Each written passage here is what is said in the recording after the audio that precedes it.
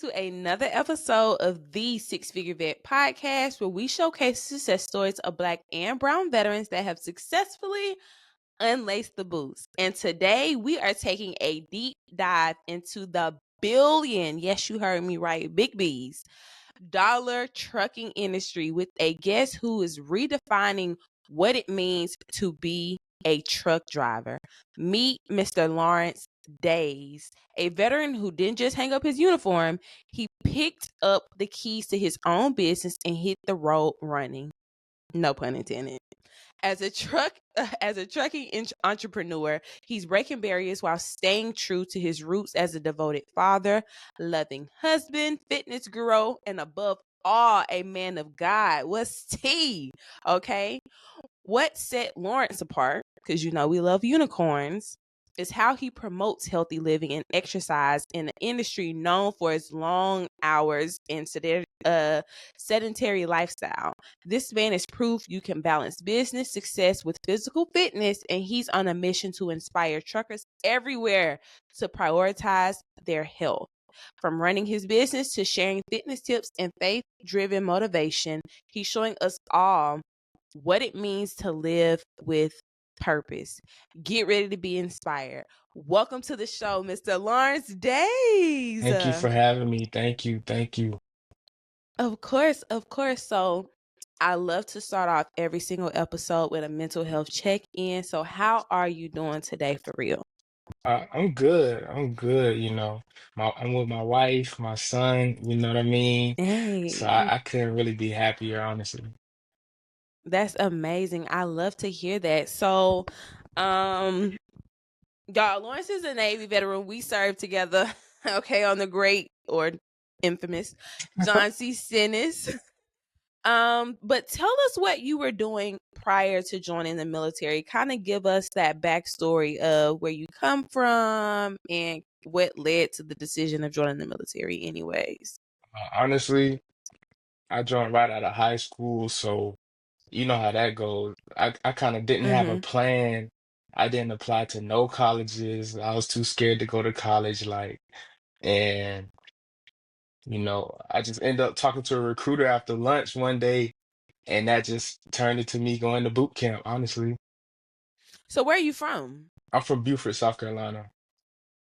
Oh, okay. So you from the South. Okay, I did not know that. I Yeah. didn't know that you were from the South. Um, what made you choose the Navy?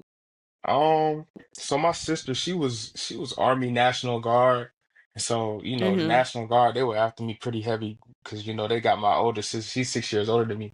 So I guess Okay. since they got her, they were trying to get me. They were coming to my house and stuff like that. And I'm like, man, I can't do exactly what she did, but let me try to find a different branch. I'm like, man, Marines and Army, they gotta run like 3 miles or something like that. I, Same thing. I, Like, yeah, yeah, I ain't no runner, so I'm like, okay, maybe the Navy. So my dad, he was in the Navy too, but he didn't really tell me much about the Navy, so I didn't really know what to expect. So really, he ain't put you up on game before you no. left. That's And insane. you want to know what's That's crazy? crazy. He was on the limits, Well, they right? was right next door to us. Right, right. So he knew all about the carrier life and didn't even tell you, yo. Yeah. I would have went home like, we gotta square up. What you trying to do? Yeah. Because why would you send me out there with nothing, no knowledge? Okay, so being in the Navy, you were LS, and I remember you just kind of being very reserved and very selective of like your circle. What what was that time like for you? Like just getting in the Navy. I know that you said that your father was in the Navy, but he didn't really like tell you anything. So what is it like a culture shock when you got there? Like, Yeah. Yeah. Um, like I said, I didn't know what to expect. So, at A school, when you get your orders and they telling you where you're gonna be at, I'm like John C. Stennis, like what even is that? You know what I mean? And s- right. and so I know Tucker, me and Tucker, we was in boot camp, the same division in boot camp together. So it was Really? You and Tucker? yeah, yeah. I didn't know that. So that's why we were so close. So And being that we were going to the same shit, we knew we were going to the same shit. Like that kind of, brought me some ease. And then I found out Yeah. my cousin was on the same ship as well. So I'm like, yeah, I got a cousin she's an ABH. And so she was on the Oh same ship. She wow. graduated a year before me. So I was just like, man, I'm really Mm, blessed. I got my partner and my cousin on the same ship. So I wasn't really too worried about it. You know what I mean?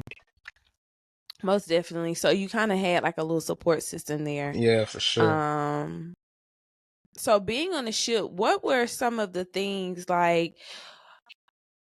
I always whenever I talk to vets, I know that each and every one of our experiences was different in the Navy. So what was your experience like just being away from home and trying to adapt? Was there an adaptation period that you had to go through while being there, or how did you cope with the stresses? Because you did deployments, Yeah. Yeah. so what was that like? As far as adapting, I don't think I adapted well. And it's crazy. I had, a great support system, but I think I was just, Right. even still, I was to myself a lot. You know what I mean? Mm-hmm. And so with that, like, I started doing all type of things to adapt. I started trying to drink and, keep up. And, once I hit 21, I was already tired of drinking. You know what I mean? So Yeah. I wanted to move on to other things. So I started, going to the cannabis store, you know what I mean? Doing all type of things that I knew I shouldn't have been doing, but I was still Right. doing it because I felt like, okay, as long as I'm not getting caught with it, you know what I mean? It don't matter. I'm doing it by myself. Can't nobody tell on me or nothing like that. But you know how you get the randoms and stuff like that. Um, Mm-hmm. I was in security at the time, so I'm like, man, they can't hit me with a random. I'm in security, you feel me? So, yeah, yeah, yeah. And so, Good logic. Because you would think because you're TAD to security that you wouldn't get tested. right, right. And I remember, it was around like Christmas time in like 2017. And we had came back from leave and they just started calling all type of names at the security muscle. I'm like, oh my goodness, like they done got me. But fortunately I say I didn't get caught up at that time. You know what I mean? So I was just like, man, I felt kind of lucky, but I knew I was doing bad. And Playing with fire. Yep. right, and at that time I was not following Christ. I was not trying to be Christ. Like I was just trying to do my own little thing, you know what I mean? So I was just kind of lost, man. Yeah. So, at this time you are kind of coping with alcohol and weed. So you get to a point where I heard you say that at this point in time, you don't get caught. And I think what's amazing about your story is that a lot of times when people have to leave the military unexpectedly, that they automatically make you feel like you're gonna work at McDonald's. Yeah, Like your life is over, bro. There's nothing you could do for yourself. Like this is it, yeah, right? So, and on top of that feeling of doomsday, you feel like your sense of security is gone because I don't know about you, but I got spoiled getting paid on the 1st and the 15th. oh yeah, for Like I sure. know I'm going to hit this, like this money gonna come. So, you're able to move past this first run in, but then eventually everything catches up to you. What was that moment like, oh my gosh, I'm about to have to get out? Like what was that like?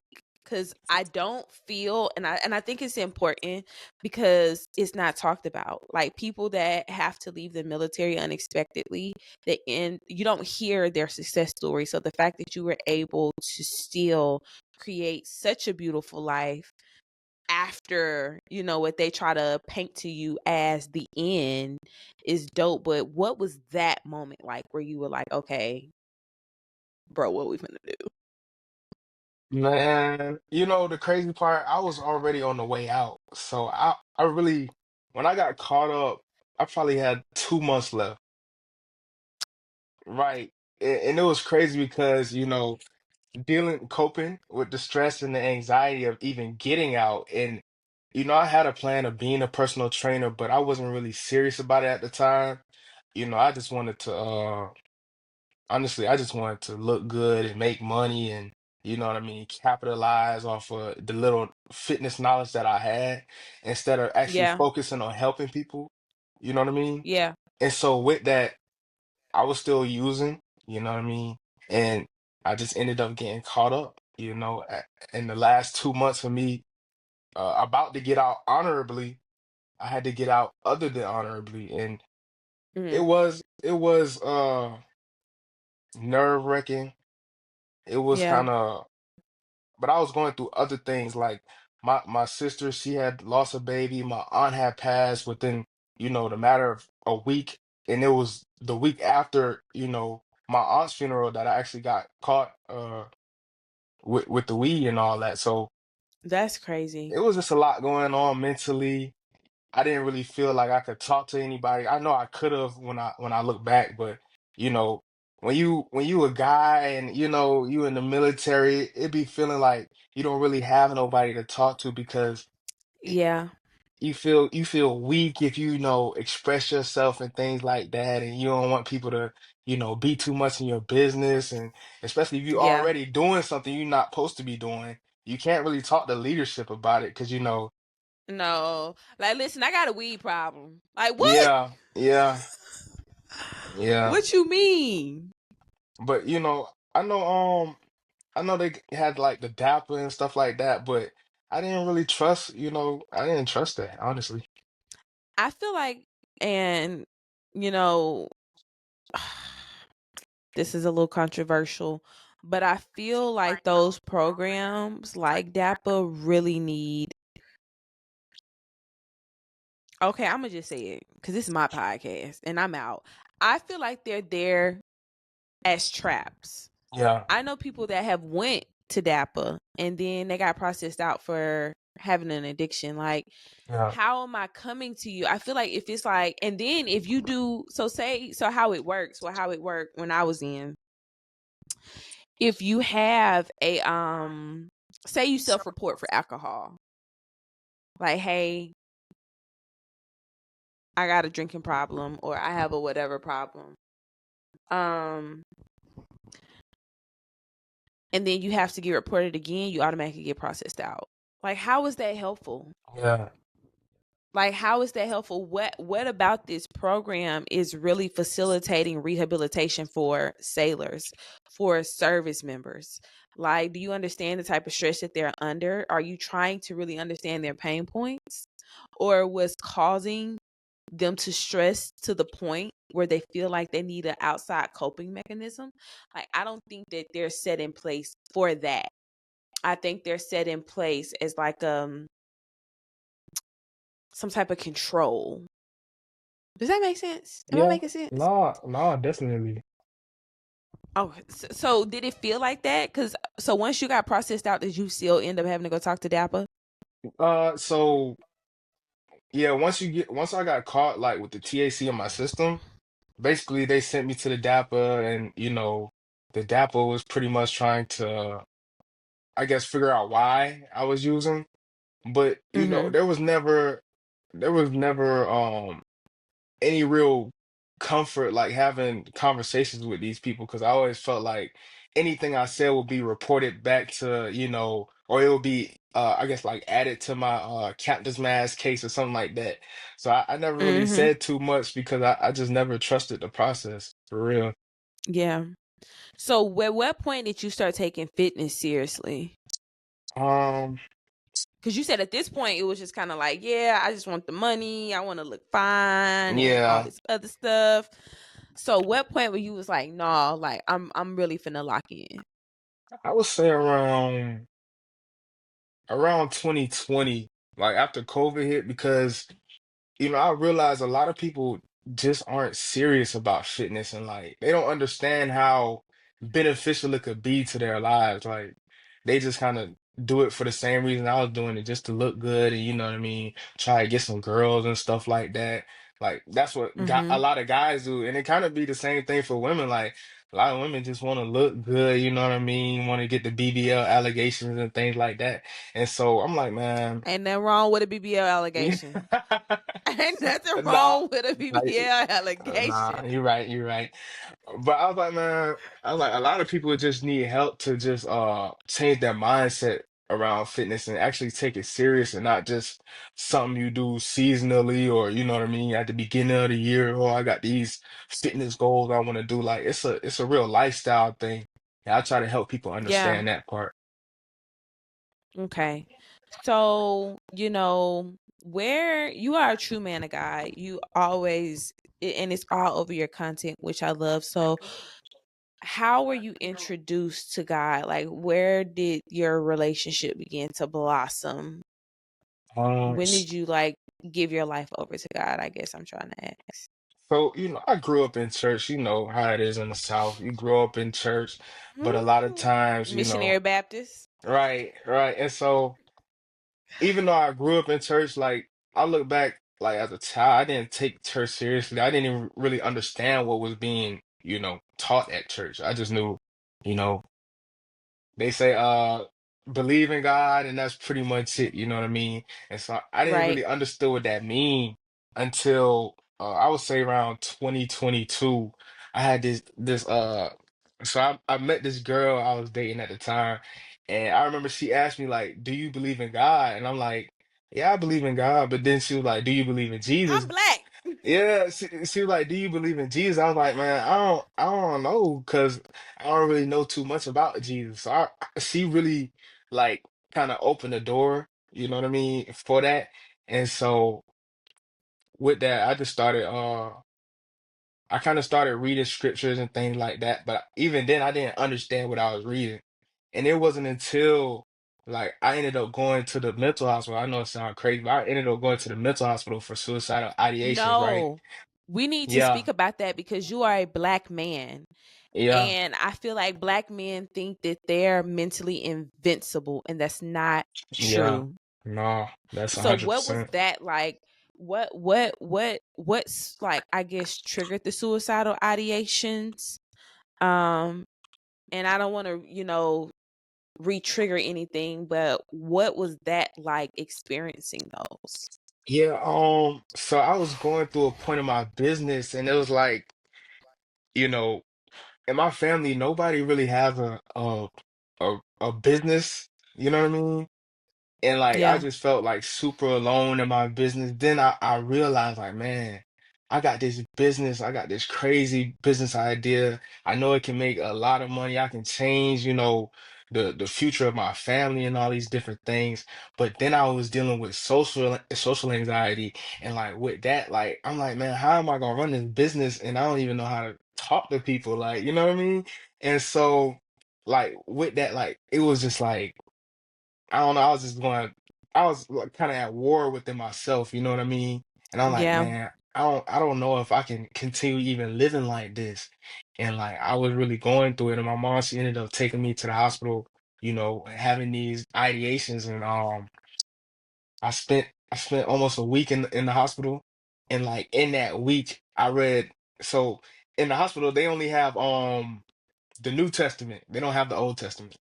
So I'm in there reading the New Testament. I started with the book of Matthew, and I'm just, I understand the Old Testament is yeah, intense. yeah. So, I understand why they don't have that in there, but Yeah.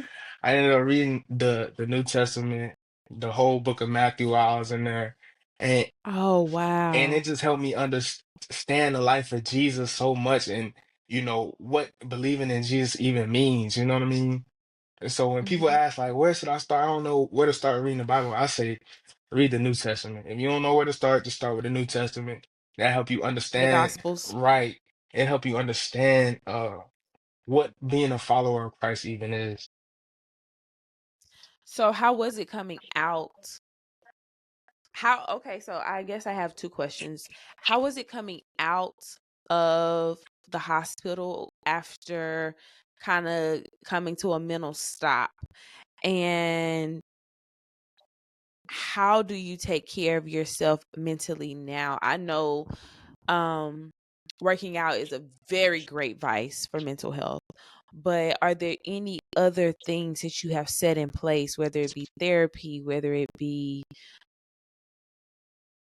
talking it out with a spiritual leader or, a mentor?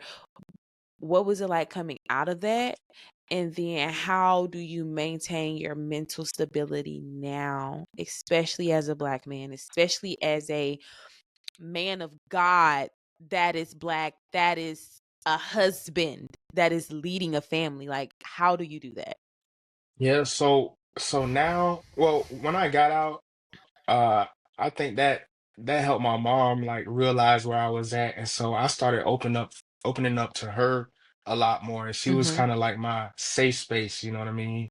Uh, Yeah. and even then, I have friends and things like that that I could talk to. I got family members, and it just helped me realize like it's not good to keep things bottled up. You know what I mean? Like you have to let those things out and let people know how you're feeling. Because even if whatever the problem is doesn't get solved immediately, just being able to let people know how you feel helps you feel a lot better. You know what I mean? And so Yeah. just being able to express myself, like that's the main thing I learned. Like don't keep things bottled up. Don't try to internalize everything. Like how you say a Mhm. lot of black men, we try to, you know, live life like we're Superman or you know what I mean? And what I Mhm. realized, I was like, man, I was trying to, you know, I don't even like how this sounds, but I was trying to play God in my own life, you know what I mean? And trying to Yeah, we do handle, it all the time. right, trying to handle everything on my own. And that's just no way to live for anybody. You know what I mean?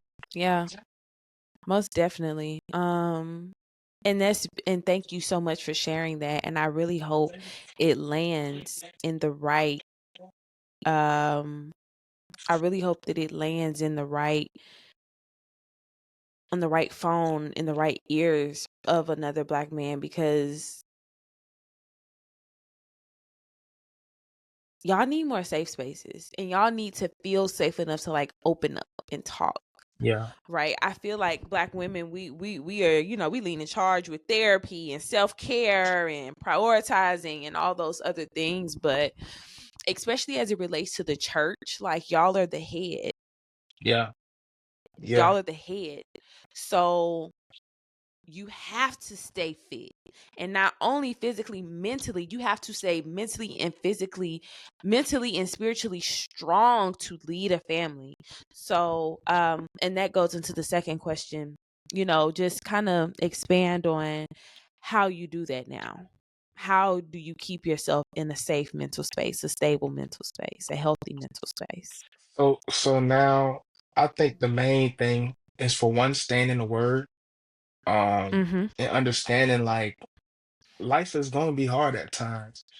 And not just expect, Yeah. I don't know what we be expecting to just skate through life kind of, you know what I mean? And not, you know what I mean, like just kind of expecting Yeah. everything to be good all the time, and it's like that's not realistic. So understanding it's going to be challenges and things like that, and being ready for that, you know what I mean, like really strengthening your mind to be able to take on things, and understanding that at the end of the day God got you, you know what I mean. Yeah. And so, Yeah. we, me and my wife, we begin the day, we read the word, we pray. You know what I mean? That's like a daily thing that we do. Not every day is perfect. Now, there's some days I just roll out of bed and wash my face, brush my teeth, and if she's still asleep, I don't try to wake her up. But at the end of the day, we try to make sure we at least read the word and we pray together. You feel me? And so I think that's one of the Yeah. main things. Even if you don't have a spouse, like read the word and pray. You know. Yeah. Um. Read the word and pray. Stay before God. Yes. Yes, definitely. Stay before God.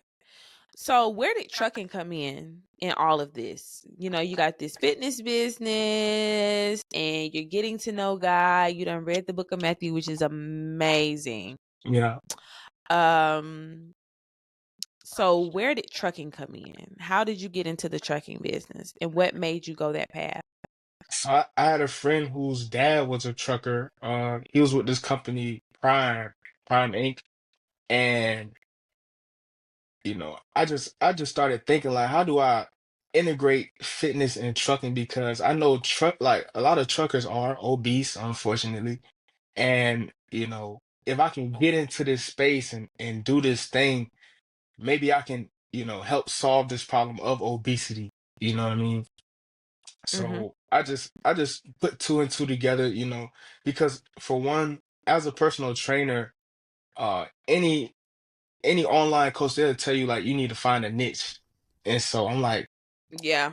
I don't really know what niche. I like general population. I like working with all people because I feel like all people could benefit from the things that, I know. But that Which is true. but at the end of the day, I had to niche down because, if you don't niche now, you miss out on uh a certain group. And if you're not working with a certain group, you leaving money on the table. Floating. Right. Yep. And so I got into trucking, lived the lifestyle, me and my wife, we teamed, we were with a few different companies, just, you know, Wait, so your wife is a trucker too? yeah, yeah. Wow. Okay, that's so dope. So did you meet her driving trucks? Yeah, we actually met at Prime. Oh, okay. Yeah, yeah. So It's now you guys run a trucking business together. yeah. So we don't drive truck anymore. So we just do Okay. the trucking fitness. Yeah, Oh, that's so good. yeah. That is so good. So your literal business is building or helping truck drivers stay in shape. So my brother is a truck driver, and he had a health scare maybe like a year or two ago. And he talks to me all the time about, man, being in this truck, you sitting down all day. You sitting down for hours and hours. Like sometimes he might get up at 3 o'clock in the morning to drive, and Yeah. he might not make it home until 7:30, 8 o'clock at night, right? Um, and sitting that long is terrible for your body. So what is some advice that you would give to people that are in this profession on staying healthy? Yeah. So my first piece of advice would be to communicate with your company or your dispatcher, your fleet managers, you know what I mean, and let them know that, like, let them know what's going on with you. Let them know you want to take care of yourself so they can, understand what you're trying to do and, respect your time and give you the space to do that. Um, I would say tell them you want to take at least 3 to 5 hours a week to work out. You know what I mean? And if they can't respect, your time and your life to give you that 3 to 5 hours, it might be time to find your own company or find a different company or something like that. But at least ask for that 3 to 5 hours so they can understand what you need to do. And from there, use that 3 to 5 hours to, work out. If all you can do is walk around for an hour a day or something like that, do that. But I feel like that's the starting point right there. Yeah, most definitely. And I just want to kind of circle back to your relationship with God. So I feel like a lot of people, hold back from truly indulging in a true relationship with God, because it's like, okay, if I get saved, if I give my life to God, then I got to be perfect now. No more mess ups. No more nothing. Like all fun stops. What was that process like for you? Like giving him a full yes. Like not a partial yes, but like giving him a full yes, and just like the process of him processing you after you was like, okay, God, I'm not gonna keep playing around.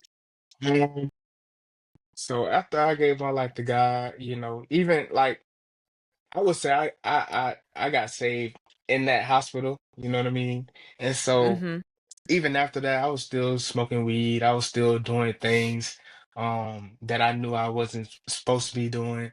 But I felt guilty. It didn't feel the same as when I wasn't following God. Like I felt like what's the word? Convicted. Convicted. I felt convicted. And so I'm like, man, how do I stop doing these things that I'm so used to doing? And I just kept praying about, I'm like, God, I don't want to continue doing this because I know it's not pleasing to you, but Mm-hmm. these things are I'm just so used to doing it. And so Yes. I think it's basically submitting every day and trusting that he's helping me to change. Like, and like you said, it's not about being perfect and things like that, but it's just about being serious about this relationship with him and understanding, Being serious. right, Yes. right, understanding like God doesn't want you to be perfect for him. He wants you to be better for you because Yeah. ultimately a better you will impact others positively, you know what I mean? And and show people like the power of God, you know? Yeah. And so I had to realize like, man, God don't need me to change. I need to change. You know what I mean? Yeah. Uh, but it was until I probably stopped smoking weed probably like 6 months after I even, came to God. And so, but if I didn't stop smoking weed, I wouldn't have been able to get into trucking school, and I wouldn't have been able to meet my wife and have the son that we have now and have the life that we have now. You know what I mean? So Right. I think about things like that and I'm like, man, we don't understand the power of listening to God and being obedient. You know what I mean? I really wouldn't even have a son right now if I wasn't obedient, you know? That's a bar. Yeah, yeah, That's a bar. We literally block our own blessings by being disobedient. right. Every day. We literally block our own blessings by following our own feelings and our own thoughts. Yeah, And I get it, right? I get it. Um because and that's why they call it a process, because you go from making all the decisions. First you have to learn to hear God. yeah, First you got to learn to hear him. That's a process within itself. Then you have to be willing to die to your own ego in order to submit to what he's telling you to do. Like, bro, that's all hard.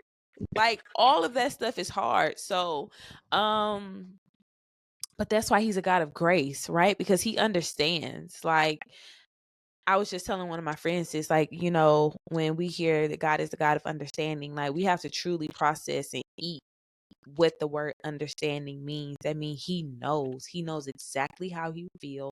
And not only does he know, he understands.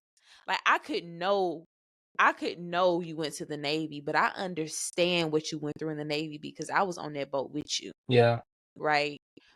I went through boot camp just like you did. I ate that crappy food just like you did. So when you tell me you didn't like something that happened in the Navy, or you didn't like the food, or you didn't like stand and watch, I understand because I did it with you. Like, it's a different thing when we really know that God understands. Like, do you know what it means to understand something? You probably experienced it before, and you've had such a close seat front row that you can empathize with it. So I think we definitely have to, like, just take that in and know that he understands. Like, bro, I understand that you're battling with this. I understand like, you've been smoking weed for a long time. You have been watching pornography for a long time. You have been cursing for a long time. You have been having sex for a long time. So it's going to take a while to process those things out of you. But he is so gracious that he's willing to do that. yeah. Yeah. So I want to get back on your fitness kick. You talk about being in a calorie deficit. Could you explain to the people what a calorie deficit is? Okay, so And how you get in one without starving to death? yeah, yeah. And so I'm gonna use the trucker example for this because I think truckers struggle with this the most. And so the calorie deficit, all it is consuming less calories than you burn or burning more calories than you consume. So a lot of people they try to do that part, which is burn more than they consume by doing cardio and things like that. But a lot of people simply don't know how many calories they're consuming. and they don't know how many they need to consume. You know what I mean? And so that's the downfall for a lot of truckers, because once you get in that lifestyle and you're sitting for 11, 12 hours a day, you're not burning the same amount of calories as somebody who's getting to move around. You know what I mean? You Yeah. so your calorie needs is going to be a lot lower than the average person. So with Yeah. that, you got that on top of the fact that you go to these truck stops and all they have is fast food and snacks and high fat, high carb, low protein foods, and it's like you just kind of gotta pick your poison, unless you prepare yourself by having meal prep or going grocery shopping every week and getting things that's high protein, low carb, low fat. And so understanding your macronutrients, which is protein, carbs, and fats. So understanding those three things is going to help you stay in the calorie deficit. Okay, so boom, do you have to eat less food or just better food on a calorie deficit? So it's kind of like both, because it's hard to eat less food if the food you're eating is trash. So say you're eating, Big Macs every day. A Big Mac meal is probably 1,500 calories. I'm not 100% sure, but No lie, they're like really high. yeah. So just fast food in general, a lot of fast food is going to be high calorie stuff. Because they usually have bread, they usually have some type of fried food like fries, chicken, things like that. And so it's going to be hard to be in a deficit with that, because those things don't really fill you up the way a high protein meal will fill you up. You know what I mean? So it's kind of hard to stay in a deficit. So I would say eat better food, and with that better food, eat less, if that makes sense. Okay. Yes, with the better food, eat less. Okay. Tell the people where they can reach you at days and tell us what you got coming up as well. So my name is Lawrence Daise on all social media. So TikTok, Instagram, Facebook. Um, And as far as things coming up, I'm kind of getting into a new business of consulting. So not just Okay. coaching, but consulting with trucking businesses and helping them understand how uh integrating fitness into their business will help them not only retain drivers, but help them in the safety department by reducing accidents from fatigue and tiredness and things like that. And so just trying to get more deeper into the industry, you know what I mean? Yes. And that's a very dope idea. And going after those major corporations, cuz that can open you up for like major revenue. Yeah, I think that you found something really, really dope. I think that you found a golden ticket because I've never heard. I think that it was just a stigma that came with trucking. Like truckers are fat, truckers are out of shape, truckers yeah, are, you know, just not fit. So the fact that you are advocating for that and are being the voice for them to the corporations, I think that is really, really dope. And by implementing your consulting skills to these trucking industries, to these trucking companies, it could make the trucking company be a unicorn as well, because how many trucking companies are implementing fitness or allowing fitness to be a thing for their drivers. So I just thank and I appreciate you for what you're doing. I'm so proud of you. I'm so happy for you, man of God. Um, and I just want to give you your flowers. Thank you so much for coming on. thank you, thank you. I love what you're doing too. It's a beautiful thing to, get these stories from, veterans and help Yes. understand that the life in the military and how it is transitioning out, because it's really not easy, you know what I No, mean, it's at not. all. And No, that it's that's not. not just for, people like me who get kicked out, even for people who, been in 20 years, or even, it don't matter how long you've been in. Just going No. from that life of stability and that life of kind of, like knowing what you're getting into every day and kind of having a routine and just kind of being thrown out into the world is crazy. Yeah, most definitely. Well, this has been another amazing, successful episode of the Six Figure Vet podcast, where we showcase success stories of Black and Brown veterans that have successfully unlaced the boots. The Six Figure Vet is out. Hey y'all, it's a Six Figure Vet here. If you or any other active duty service member or veteran that you know is suffering with suicidal ideation, substance use, or mental health disorders, please tell them to call 988. The number is 988. They're trained crisis responders waiting to take their calls. You don't have to suffer.